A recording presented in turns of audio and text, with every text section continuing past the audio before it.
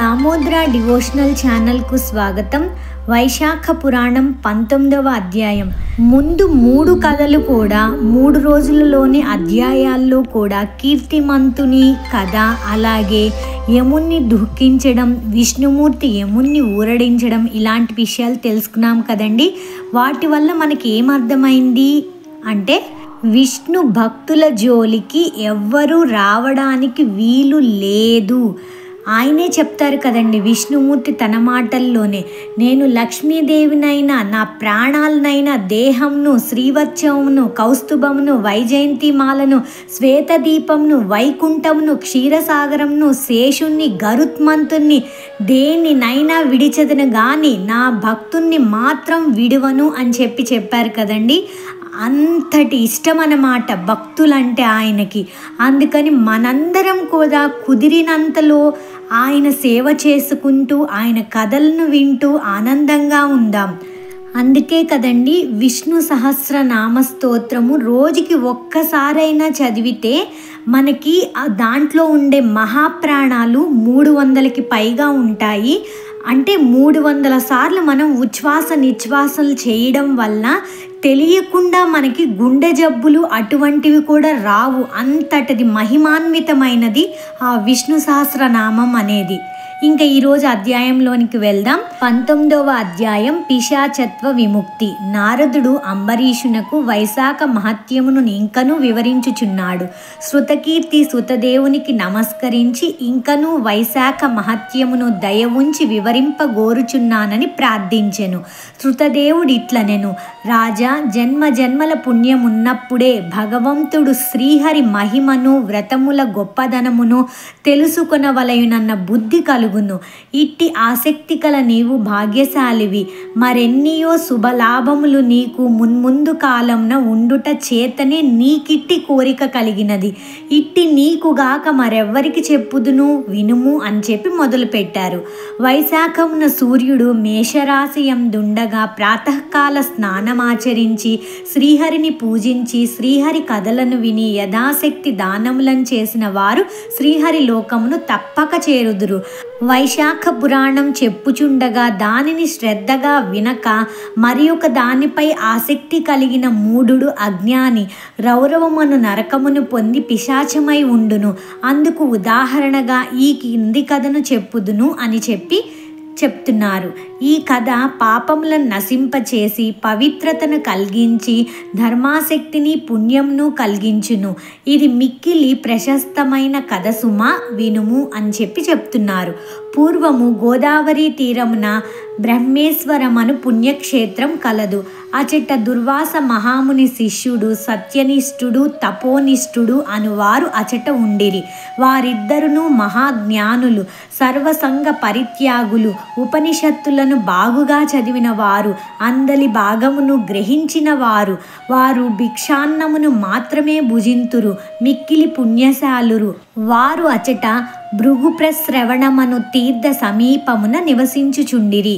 ఇప్పుడు వారిద్దరి గురించి చెప్తారు అండి. ఫస్ట్ సత్యనిష్ఠుడు, తర్వాతేమో తపోనిష్ఠుడు గురించి చెప్తారు. సత్యనిష్ఠుడు శ్రీహరి కథల యందు ఆసక్తి కలవాడు. చెప్పువారు లేకున్నచో తానే శ్రీహరి కథలను వివరించును. శ్రీహరి కథలను ఎవరైనా చెప్పినా శ్రద్ధగా వినును. వేరెవ్వరూ లేనిచో విష్ణు కథలను తలుచుకొనుచు శ్రీహరికి ప్రీతిని కలిగించు పనులను చేయుచుండును. శ్రీహరి కథలను చెప్పువారున్నచో రాత్రింబగళ్ళు తన పనులను మాని వానినే వినుచుండును. అట్లే వినువారున్నచో తాను రాత్రింబగళ్ళు శ్రీ విష్ణు కథలను వివరించును. దూరముననున్న తీర్థములలో స్నానం చేయుట కన్నా, దూరముననున్న క్షేత్రములను దర్శించుట కన్నా, కర్మానుష్ఠానం కన్నా వానికి విష్ణు కథల యందు ప్రీతి ఎక్కువ. ఎవరైనా చెప్పుచున్నచో తాను వినును, వినువారున్నచో తాను శ్రీహరి కథలను తన్మయుడై వివరించును. చెప్పువారున్నచో తన పనులను మానుకొని వినును. విష్ణు కథలను చెప్పువాడు రోగాదులచే బాధపడుచున్నచో కూప స్నానం చేసి శ్రీహరి కథలను తలుచును. విష్ణు కథాశ్రవణం లేనప్పుడు స్వకార్యములను చేసుకొనును. విష్ణు కథా సమాసక్తునకు సంసార బంధములు ఉండవు కదా. శ్రీహరి కథలను వినుట వలన చిత్తశుద్ధి కలుగును, విష్ణు భక్తి పెరుగును, విష్ణువుపై ఆసక్తి సజ్జనులయందిష్టము పెరుగును. నిరంజనము నిర్గుణము అగు పరబ్రహ్మము వాని హృదయమున స్ఫురించును. జ్ఞానహీనుని కర్మ నిష్ఫలం కదా. దుష్టులు కర్మలెన్నింటి చేసినను వ్యర్థములే. గ్రుడ్డివానికి అద్దమును చూపిన ప్రయోజనమేమి. కావున చిత్తశుద్ధిని సాధింపవలెను. చిత్తశుద్ధి వలన శ్రీహరి కథాశక్తి కలుగును, అందువలన జ్ఞానం కలుగును. అట్టి జ్ఞానం వలన ధ్యానం ఫలించును. కావున పెక్కు మార్లు విష్ణు కథా శ్రవణము, ధ్యానము, మననము ఆవశ్యకములు.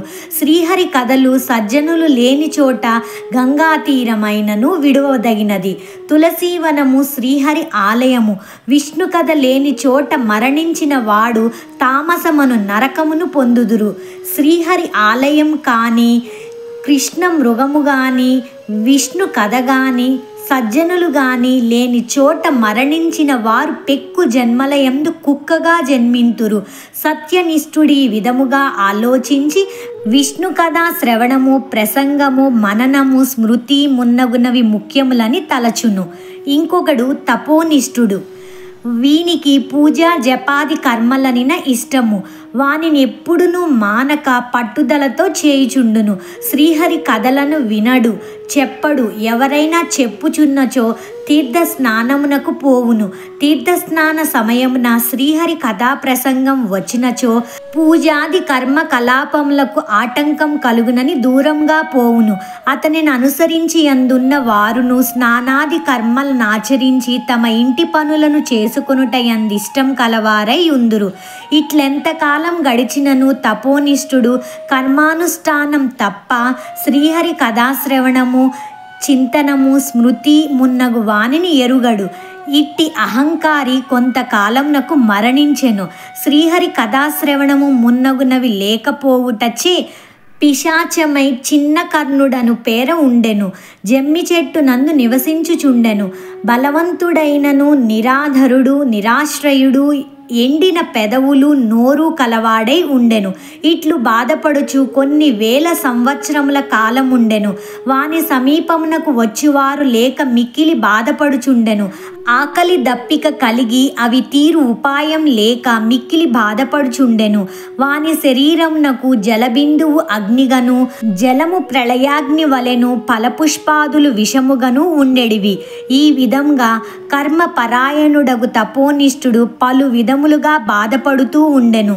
నిర్జనమైన ఆ అడవి ఎందతడు మిక్కిలి బాధపడుచుండగా ఒకనాడు సత్యనిష్ఠుడు పనిపై పైటీనసపురమునకు పోవుచు ఆ ప్రాంతమునకు వచ్చెను. అతడు పెక్కు బాధలను అనుభవించుచున్న చిన్న కర్ణుణ్ణి చూసెను.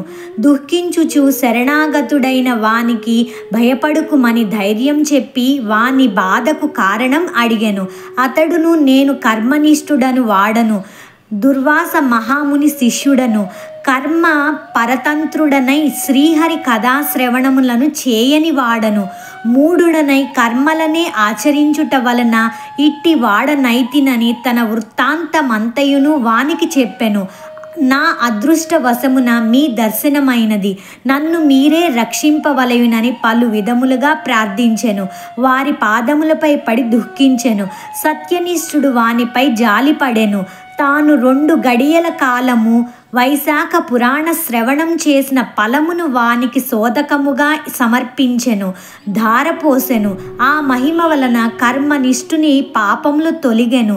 వాని పిశాచ రూపం పోయి దివ్యదేహం కలిగెను. కర్మనిష్ఠుడు సత్యనిష్ఠునికి నమస్కరించి కృతజ్ఞతను తెలిపి శ్రీహరి పంపగా వచ్చిన దివ్య విమానంను ఎక్కి శ్రీహరి సాన్నిధ్యమునకు పోయెను.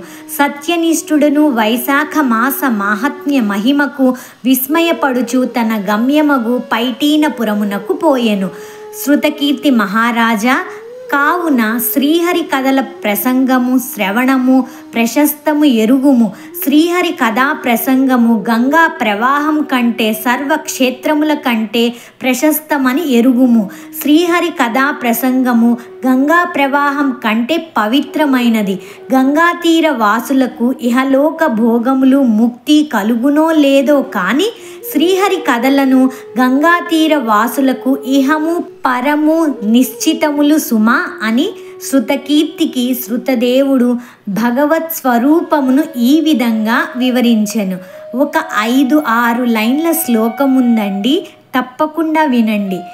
ఏకోవ శ్రీ సర్వభూతాంతరాత్మ ఏకం రూపం బహుదాయః కరోతి తమాత్మస్థం ఏను పశ్యంతి ధీరాః తేషాం సుఖం శాశ్వతం నేతరేషాం. ఏకో దేవః సర్వభూతేషు గూఢః సర్వవ్యాపీ సర్వభూతాంతరాత్మ కర్మాధ్యక్షः సర్వభూతాది వాసః సాక్షి చైవ కేవలో నిర్గుణశ్చ. ఏకో నారాయణో నద్వితీయోస్తి కశ్చిత్ ఏక ఏవ శివో నిత్యస్తతోన్యత్పకలం మృషా బహూనాత్ర కిముక్తేన సర్వం బ్రహ్మమయం జగత్ అనేక భేద భిన్నస్తు క్రీడతే పరమేశ్వరః అని శృతదేవుడు శృతకీర్తి భగవంతుని తత్వమును వివరించెను అని నారదుడు అంబరీషునకు చెప్పెను. వైశాఖ పురాణం 19వ అధ్యాయం సంపూర్ణం. తిరిగి రేపు 20వ అధ్యాయంలో ఒక రాజు పూర్వజన్మ కర్మల వలన రాజ్యాన్నన్నింటినీ పోగొట్టుకొని తిరిగి అతనికి రాజ్యప్రాప్తి ఎలా కలిగింది అన్న విషయాన్ని గమనిద్దాం. ఎవరైనా మన ఛానల్ని ఫస్ట్ టైం చూస్తున్నట్లయితే ప్లీజ్ సబ్స్క్రైబ్ చేసుకోండి, లైక్ చేయండి, షేర్ చేయండి, అలాగే కామెంట్ కూడా చేయండి. సర్వం శ్రీకృష్ణార్పణమస్తు.